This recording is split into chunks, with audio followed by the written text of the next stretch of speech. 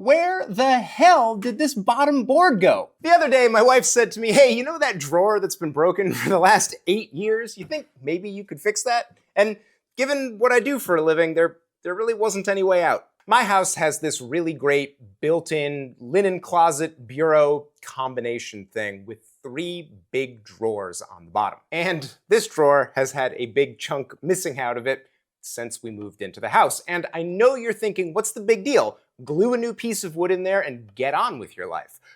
Unfortunately, it's not that simple. This drawer was made in a very specific way, and if you don't understand the way it's constructed, you are guaranteed to fix it wrong. And fixing it wrong could ruin it forever.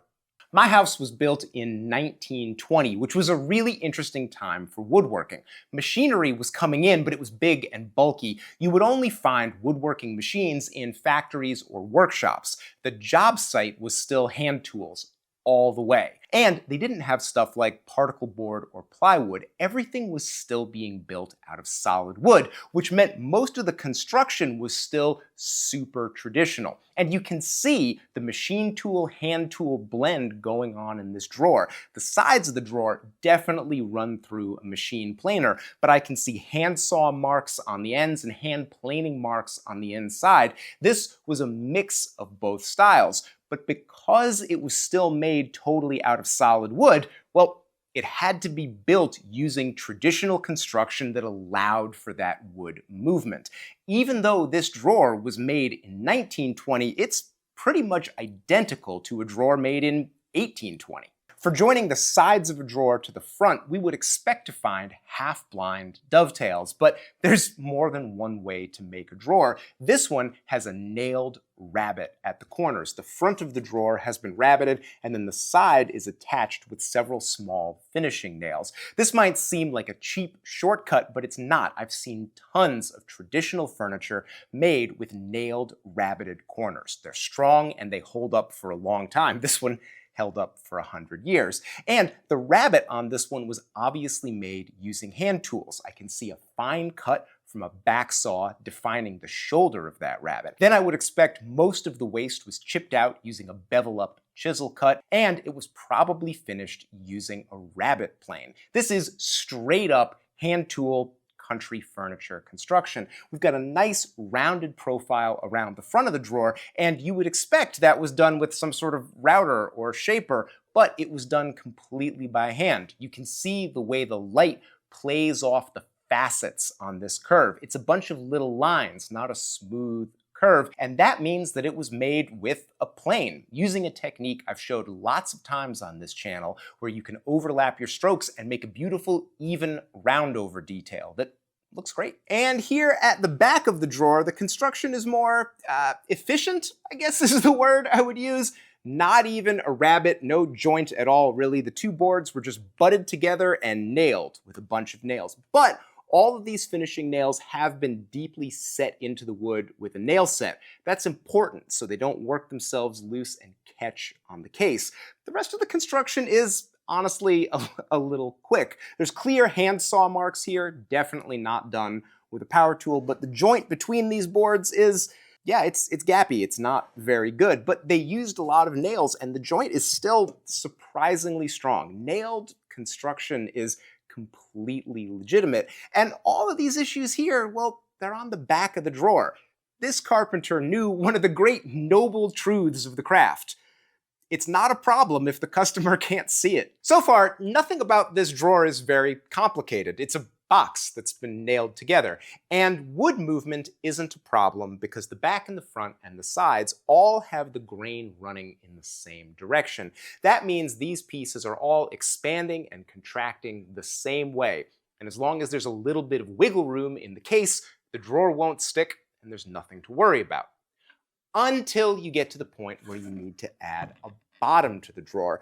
Pretty much any way you do that, you're gonna have to deal with wood movement issues. Remember, no plywood or particle board. This bottom is gonna be solid, which means it's gonna move a lot. We could run the grain this way, but then it would be expanding and contracting, pushing the sides of the drawer apart, which would be bad. Instead, most drawers run the grain this way instead, and the expansion and contraction is front to back. And the bottom is contained in a groove that's been cut all the way around the sides and the front of the drawer. Sitting in the groove allows it a little bit of movement, but the groove itself also holds those thin bottom pieces flat and keeps them from cupping very much with seasonal changes. Already, this is a smart design, but there's one more really clever feature. If we go around to the back of the drawer, we can see that the bottom has actually been inserted into the back, and this back piece is short to allow this groove to be open all the time. The drawer is constructed and then the bottom is put in place. It's never glued in, which allows it freedom to move, and the fact that you can access the bottom means that you can repair it. Which does bring up an interesting question. Where the hell did this bottom board go? No, I'm seriously asking. I really want to know what happened. Because honestly, it shouldn't be possible to take this one board out. You'd have to slide these two boards out the back, remove this board, and then put these back again. Because the board is sitting in a groove, there really shouldn't be a way for it to fall out of the drawer, and these two clearly haven't been messed with. So I don't know where this board went.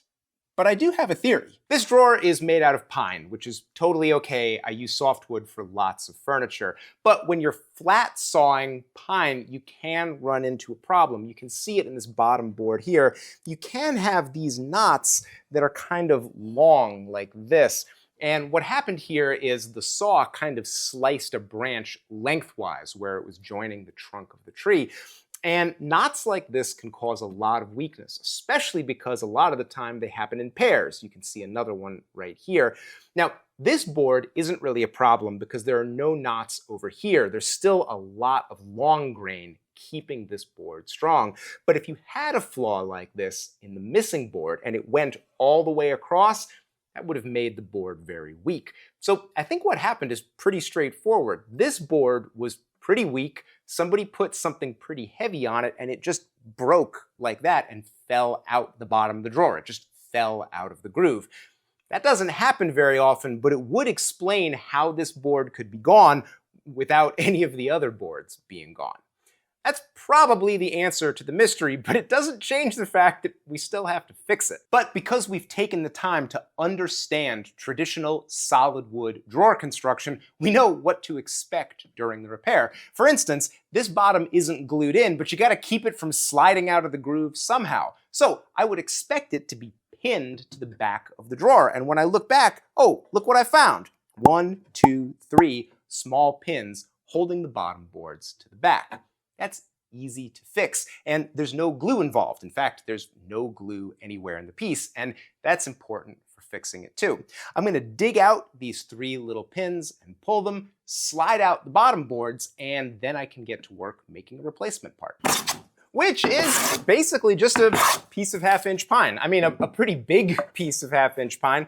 But good news, when I was making our joiner's chest last month, I messed up on the lid and had to make it twice. So I've got a big piece of pine sitting around. And by the way, our joiner's chest is a really easy, inexpensive, traditional tool chest that holds a bunch of your stuff and keeps it safe and keeps the dust off of it. We've got a full build video and plans, and we will link to those down in the description. But I was able to take the lid that I messed up and just cut a chunk of it off, and now we can make this into the part we need for the bottom of our drawer. Here's a tip. If you need a piece of 1/2-inch wood, the best thing to do is start with a piece of 3/4-inch wood. It's definitely simple. This is straightforward flattening and dimensioning, and we did a whole video about this about 2 years ago, and it's really easy. You get one side of the piece flat, then you use that as a reference surface to scribe your thickness line. In this case, I set that directly off one of the bottom boards that come out of the drawer, and now all I have to do is plane this top surface down to that thicknessing line, and I'll be done. And as I'm getting ready to reassemble the drawer, I found another fascinating piece of hand tool history. The bottoms for this drawer are a little bit too thick, which is actually good. You'd rather have the bottom be too thick rather than too thin. But to fit it into the groove, the craftsman didn't plane the whole thing down, he just beveled the edge very slightly. And this is a technique that's been used for hundreds of years to get a panel into a groove. If it doesn't quite fit, you just bevel it a tiny bit instead of planing it down. You even see this on fancy frame and panel construction, and then the bevel's just hidden in the back where nobody sees it. In this case, it was done quickly with a jack plane, and you know what? Looking at it now, I'm not even totally sure this was done with a jack plane. It has a very, very distinct shoulder right here. I'm pretty sure it was actually, it looks like it was done with a rabbet plane. But it's not a rabbet, it's still beveled. I've never seen this before. I think this guy really wanted to go home and eat dinner, so he grabbed whatever tool was handy and just made that little bevel and got these bottoms installed. And I'm gonna do the same thing, except I'm gonna use a jack plane because that's what I'm familiar with. And we're gonna bevel the edges of this bottom board, get it into that groove, and then I'm gonna add the original boards and pin them to the back. You know what's amazing about this drawer? I mean, besides the fact that it took me 8 years to fix it, what's amazing about this drawer is that I have walked past it hundreds or probably thousands of times because it's right outside my bedroom, and never once did it occur to me that it was handmade. I mean, here I am, Captain Hand Tool Furniture, living in a 100-year-old house, and I just assumed it was like a machine-made, prefabricated drawer.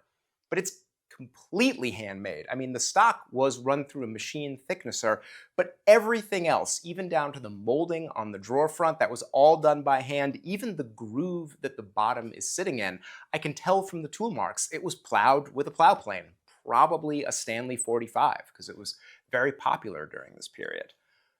It's amazing what can be all around us that we're not even paying attention to. Even I get paid to pay attention to these things, and I didn't even notice. And I think a lot of the time, the things we do on this channel, period furniture and old-time hand tool construction, a lot of people think these things are impractical. I know they think that because they leave me comments telling me I'm doing things a stupid and impractical way.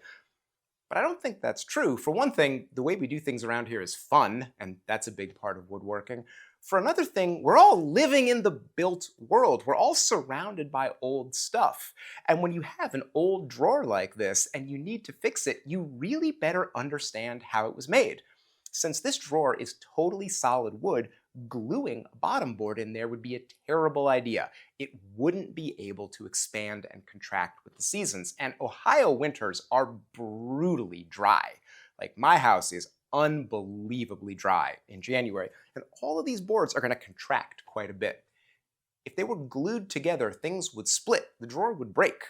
Not using glue and respecting the original construction techniques, they're going to let me get another 100 years out of this drawer.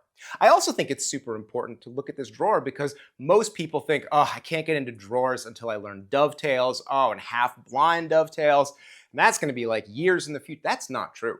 You can make a totally fine drawer with nailed rabbets. I've seen it all the time on old pieces of furniture that have lasted a long time. And this drawer, I mean, okay, it's rocking on the bench, but that's not, it's very solid. It's really a good piece, just with nails, not even any glue. I should find a project where I can do a nailed drawer like this one because more people should know how to make something simple like this. Oh, you might be wondering about the color mismatch with my board and the old boards. I know it's pretty brutal.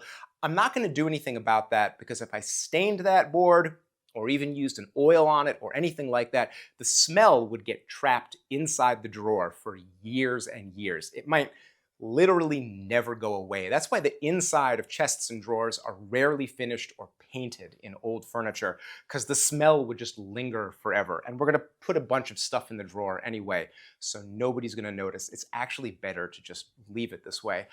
Don't forget about our joiner's chest. It's our most recent project, a really approachable tool chest that anybody can build, even a beginning intermediate woodworker, completely with hand tools. It's very inexpensive and based on a period example, a real chest that I found in my parents' barn and reverse engineered. We have a whole video for that and plan sales are a super important part of how we keep the lights on around here. It's a big support to this channel when you buy a plan. Of course, our biggest source of support is Patreon, and our patrons are essential to what goes on around here.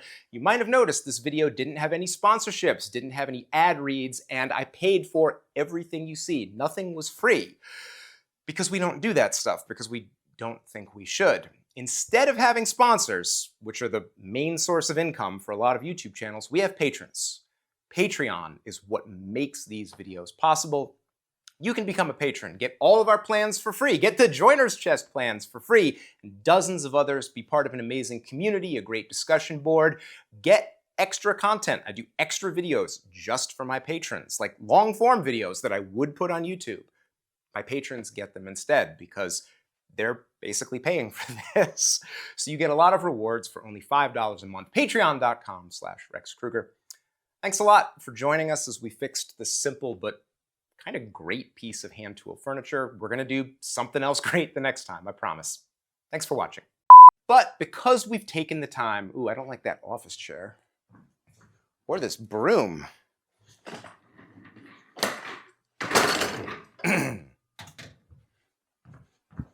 Still rolling.